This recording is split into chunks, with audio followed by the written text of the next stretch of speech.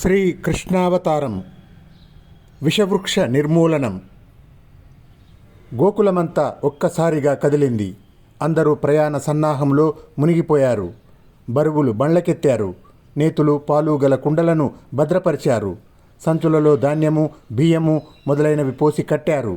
రకరకాల తాళ్ళు, పలుపులు, కవ్వాలు, కొడవళ్ళు, కత్తులు, గంటలు, పశువుల నోళ్లు తెరవటానికి ఉపయోగించే సాధనాలు మొదలైన పనిముట్లన్నీ జాగ్రత్త పరిచారు. కోలాహలంగా ప్రయాణ సన్నాహం పూర్తి అయింది. బలశాలులు పశువులను తోలుకుంటూ ముందుగా బయలుదేరారు. మందల వెనకగా బండ్లు నడిచాయి. వాటి వెనక మనుషులు కదిలారు. వయసులో ఉన్న ఆడవాళ్లంతా ఒక జట్టుగా నడుస్తూ పరాచకాలు ఆడుకుంటూ వినోదం పొందారు. కుంటి, గుడ్డి, ముసలి వాళ్ళు నడవలేకుండా ఉంటే వాళ్లకు యువకులు సహాయపడ్డారు. ఈ విధంగా గోకులం బృందావనానికి వచ్చి చేరింది. గోపాలకులలో పెద్దలైన వాళ్ళు ఇల్లు కట్టుకోవటానికి స్థలాలు నిర్ధారణ చేసుకున్నారు. ఇండ్లన్నీ ఒక వరుసలో అర్ధచంద్రాకారంలో దిగాయి. కొందరు గుడిసెలు నిర్మించారు. కొందరు లతా గృహాలనే తాత్కాలికంగా ఇండ్లుగా వాడుకున్నారు. కొందరు చెట్ల కింద కాపరాలు పెట్టేశారు. కొందరు కంప చేర్చి దొడ్లు నిర్మించారు. ఒక్కరోజు గడిచేసరికల్లా బృందావనం గోపకులకు స్వస్థలం అయిపోయింది. రోజులు గడిచే కొద్దిగా చక్కగా అలంకరించుకు తిరిగే గోపికలతోనూ, అడావుడిగా తిరిగే గోపాలకులతోనూ, సందడి చేసే గోవుల మందలతోనూ ఆ ప్రదేశానికి ఎక్కడలేని కళ వచ్చింది. నానాటికి గోపకులం వాళ్ళ సంపద పెంపొందుతున్నది. మందలు పెద్దవవుతున్నాయి. జీవితం హాయిగా నడుస్తున్నది. కృష్ణుడు 13 ఏళ్ల వాడైనాడు. వేసవి వచ్చింది. నిక్షేపంగా ఉన్న పశువులకు రకరకాల తెగుళ్ళు పుట్టుకొచ్చాయి. అవి వణుకుతూ నిలబడలేకపోయాయి. నోట నురుగులు కక్కాయి. వాటి మెడలు వాలబడిపోయాయి. గిట్టెలు పగిలి పురుగులు బయటికి వచ్చాయి. ఈ తెగుళ్లకు గోపాలకులు మంత్రాలు, మందులు, మాకులు అన్నీ ప్రయోగించి చూశారు. కానీ ప్రయోజనం లేకపోయింది. ఇక ఏం చేయాలో వారికి తోచనేలేదు. ఈ తెగుళ్ళు యమునా నది ప్రాంతపు అరణ్యాలలోని సమస్త మృగ, పక్షి, కీటక జాతులకు వచ్చాయి. వాటి నుంచి గోపకులకు కూడా రోగాలు తగిలాయి. అందరూ భయంకరమైన వ్యాధి లక్షణాలతో బాధపడసాగినారు. నందుడు, యశోద, రోహిణి కూడా రోగగ్రస్తులయ్యారు. ఆ స్థలం వదిలిపెట్టి పోతే గాని బతకలేమని కృష్ణుడికి తోచింది. అతను బలరాముడితో మాట్లాడి కొన్ని మందలను తోలుకొని ఒక కోసు దూరం వెళ్ళి అక్కడ ఆగాడు. అతనిలాగే మరికొందరు గోపకులు కూడా అలాగే చేశారు. అలా వెళ్ళిపోయిన గోవులకు, మనుషులకు వ్యాధి సోకలేదు. నందుడు మాత్రం కథలను అనేశాడు. ఇది మన చోటు. ఇక్కడ ఏమి వచ్చినా ఇక్కడే ఉండవలసిందే, భరించవలసిందే గాని చుట్టాలందరినీ వేసుకొని ఎక్కడికని పోయేది అన్నాడు. నంద, యశోద, రోహిణులు రోగంతో తీసుకుంటూ ఇలా మూర్ఖించేసరికి ఏం చేయాలో కృష్ణుడికి తెలియలేదు. ఈ గోకులంలో విదేహ దేశం నుంచి వచ్చిన ఒక ముసలి గోపకుడు ఒకడు ఉన్నాడు.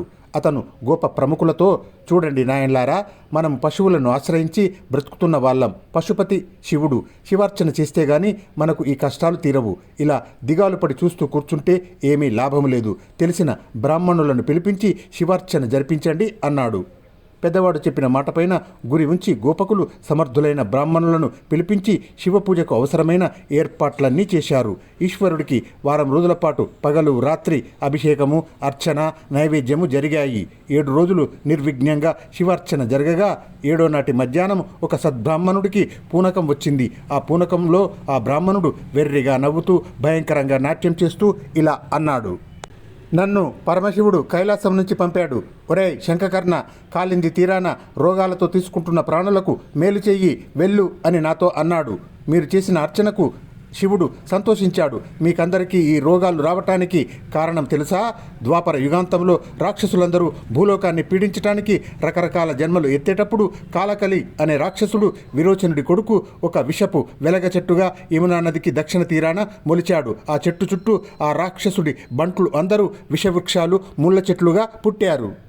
ఆ విషపు వెలగ చెట్టు గాలి సోకి మీకు, మీ పశువులకు ఈ రోగాలు వచ్చాయి. దాని మూలంగా నీరు కూడా చెడిపోయింది. ఆ విష వృక్షాన్ని నిర్మూలించే శక్తి నందగోపుడి కొడుకు బలరాముడికి ఉన్నది. వాళ్ళు అందుకు ఒప్పుకునే పక్షంలో మీరంతా బ్రతికిపోతారు. ఈ మాట మీకు చెప్పమని పరమశివుడు నన్ను పంపాడు. ఇక నేను పోతాను, సెలవిప్పించండి. ఈ మాటలు అంటూ ఉండగానే ఆ బ్రాహ్మణుడికి పూనకం దిగిపోయింది. బ్రాహ్మణులు సంతోషించి శివార్చన పరిసమాప్తి చేశారు. వెంటనే గోపకులు బలరామకృష్ణులను పిలిపించి వారికి సంగతంతా చెప్పారు. అంతా విని వాళ్ళు ఈశ్వర ఆజ్ఞ అయింది, తల్లిదండ్రులను కులం వాళ్లను బ్రతికించుకునే అవకాశం కన్నా కావలసినది ఏమున్నది, ఆ విషపు వెలగ చెట్టును తప్పక నిర్మూలిస్తాం అన్నారు. కృష్ణుడు బ్రాహ్మణులకు నమస్కారం చేసి శంకరుడి ముందు సాష్టాంగపడి శివాలయం చుట్టూ ప్రదక్షిణ చేసి బలరాముడికేసి చూశాడు. బలరాముడు కూడా అలాగే చేశాడు. తర్వాత వాళ్ళిద్దరూ కత్తులు గొడ్డళ్ళు తీసుకొని విషవృక్షం ఉండే ప్రాంతానికి బయలుదేరారు. శివార్చనతోనే చాలామంది గోపకులకు ఆరోగ్యం కలిగింది. వాళ్ళందరూ కూడా సింహనాదాలు చేస్తూ బలరామకృష్ణుల వెంట బయలుదేరారు. విషవృక్షం ఎక్కడ ఉన్నదా అని వెతికే అవసరం కూడా లేకపోయింది. వాళ్ళు కీకారణ్యం కేసి నడిచే కొద్దీ చెట్టు నుంచి వచ్చే దుర్గంధపు వాసన దుర్భరం అయింది. త్వరలోనే ఆ విషవృక్షం వారికి భయంకర ఆకారంలో ఎదురుగా కానవచ్చింది. అది ఆకాశమంతా ఎత్తు ఉండి ఒక పెద్ద భూతంలాగా ఉన్నది. ఆ చెట్టు చుట్టూ చాలా దూరం దాకా దారుణమైన ముళ్ళ చెట్లు వ్యాపించి ఉన్నాయి. బలరామకృష్ణులు కత్తులతో ఆ ముళ్ళ పొదలను నరికి దారి చేసుకుంటూ ఆ విషవృక్షాన్ని సమీపించారు. ఆ విషపు వెలగ చెట్టు మొదలు 30 బారలు ఉన్నది. దాని కాయలు ఏనుగు తలలు అంతేసి ఉన్నాయి. దాని కొమ్మలు అన్ని వైపులకు అంతు లేకుండా వ్యాపించి ఉన్నాయి. దుర్గంధమంతా ఆ చెట్టు కాయల నుంచే వస్తున్నది. అందుచేత ముందుగా వాటిని నాశనం చేయాలనుకున్నాడు కృష్ణుడు. బలరామకృష్ణులిద్దరూ కలిసి చేతికందిన పిందెలను కాయలను దూరకాయలను పండ్లను తెంచి పారేయనారంభించారు. అందని వాటిని రాళ్లతోనూ కర్రలతోనూ కొట్టి రాల్చారు. అందని కొమ్మలను పట్టి వంచి పెలపెల విరిచేశారు. గోపాలకులందరూ పెద్ద పెట్టున కేకలు పెడుతూ ఈ పనిలో వారికి సహాయపడ్డారు. కొంతసేపటికి చెట్టు మీద ఒక్క పిందె కూడా మిగలలేదు. బలరామకృష్ణులు ఈ విధంగా ఆ విషవృక్షాన్ని ధ్వంసం చేస్తూ ఉంటే ఆ ప్రాంతంలో తిరిగే కొన్ని ఆవులు దూడలు గోపకులపైకి దౌర్జన్యంగా వచ్చాయి. అవి మామూలు ఆవులు మామూలు దూడలు కావు. అక్కడ చెట్లుగాను పొదలుగాను జన్మించిన రాక్షసుల భార్యలు వాళ్ళ పిల్లలు పశువుల రూపంలో అక్కడ సంచరిస్తున్నారు. కృష్ణుడు ఈ పశువులను నిర్మూలించసాగాడు. రాక్షసులు తమ అసలు రూపాలతో నెత్తురు కక్కుతూ చచ్చిపో ఆరంభించారు. గోమాతలుగా ఉన్న రాక్షస స్త్రీలు మండిపడి కృష్ణుణ్ణి తమ కొమ్ములతో పొడిచి చంపబోయారు. కృష్ణుడు అవలీలగా వాటిని పారద్రోలాడు. ఆ తర్వాత కృష్ణుడు ఆ విషవృక్షాన్ని పూర్తిగా ధ్వంసం చేశాడు. గోపకుమారులందరూ కలిసి ఆ చెట్టు తుండాలను చుట్టూ ఉండిన ముళ్ళ పొదలను చచ్చిన రాక్షస కళేబరాలను ఒక గుట్టగా వేసి ఆ గుట్టకు నిప్పు అంటించారు. చూస్తూ ఉండగానే ఆ మంటలు ఆకాశమెత్తు లేచాయి. అగ్నిహోత్రుడు ఆ చెట్లను పొదలను రాక్షస కళేబరాలను అతి ప్రీతిగా దహనం చేసి ఇంత బూడిద మిగిల్చాడు. గోపాలకులందరి శరీరాలు చెమటతో తడిసి నుసి అంటుకున్నాయి. వాళ్ళు చాలా శ్రమపడి అలసిపోయి ఉన్నారు. అందుచేత అందరూ ఇసుక మీదుగా యమునా నదికి వెళ్ళారు. అక్కడ వాళ్ళు చాలాసేపు ఈతలు కొట్టారు, ఓలలాడారు. నీటి మీద చేతులతో దరువులు వేస్తూ పాటలు పాడారు. ఆ విధంగా పొద్దు వాలేదాకా జలక్రీడలాడి సాయంకాలం వేళకు నీటి నుంచి బయటికి వచ్చి తల్లులు తెచ్చిన భోజనాలు తిని తాంబూలాలు వేసుకొని కాసేపు విశ్రాంతి తీసుకొని మళ్ళీ ఇళ్లకు ఆడుతూ పాడుతూ తిరిగి వచ్చారు. రోజులు గడుస్తున్నాయి. మనుషులకు పశువులకు వచ్చిన తెగుళ్ళు నివారణ అయినాయి. ఇంతలో వేసవి కూడా గడిచిపోయింది. వర్షాకాలం ప్రారంభం కాబోతున్నట్టు గుర్తుగా ఆకాశాన నల్లని మేఘాలు కమ్మసాగాయి. మేఘ గర్జన వినిపించి అందరికీ ఉత్సాహం కలిగింది. త్వరలోనే వడగళ్లతో సహా వర్షం ఆరంభమైంది. ధారాపాతంగా వాన పడింది. భూమి పచ్చగా అయింది. సెలయేళ్ళు నదులు నిండుగా పారాయి. ఇలాంటి ఆనంద సమయంలో విదేహ దేశంలో ప్రజలందరినీ భయోత్పాతంలో ముంచెత్తే కొన్ని విపరీత సంఘటనలు జరగసాగినాయి.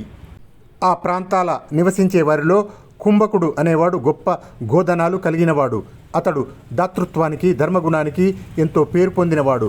అర్థులకు లేదనకుండా అతడి భార్య అయిన ధర్మద దానాలు చేస్తుండేవారు. అతడు యశోదకు తమ్ముడు. శ్రీరాముడనే పుత్రుడు, నీల అనే కన్య అతని సంతానము. పూర్వం తారకాసురుడితో విష్ణువు యుద్ధం చేసినప్పుడు ఆ యుద్ధంలో కాలనేమి పుత్రులు 7గురిని అతడు వధించాడు. ఆ 7గురు పగ తీర్చుకునేందుకు కుంభకుడు ఉండే గోవ్రజంలో 7 ఆబోతులుగా పుట్టారు. వాళ్ళ ఘోర కృత్యాలు అన్నీ ఇన్ని కావు. మందలలో పడి దొరికిన ఆవులను ఎద్దులను చంపటం, ఎదిరించి వచ్చిన గోపాలకులను పొడిచి కాళ్లతో మట్టగించటం, గోడలను కొమ్ములతో కుమ్మి పడగొట్టి కొట్టాలలో ఉన్న పశువులను కూడా హతమార్చడం వాళ్ళ నిత్యకృత్యమైపోయింది.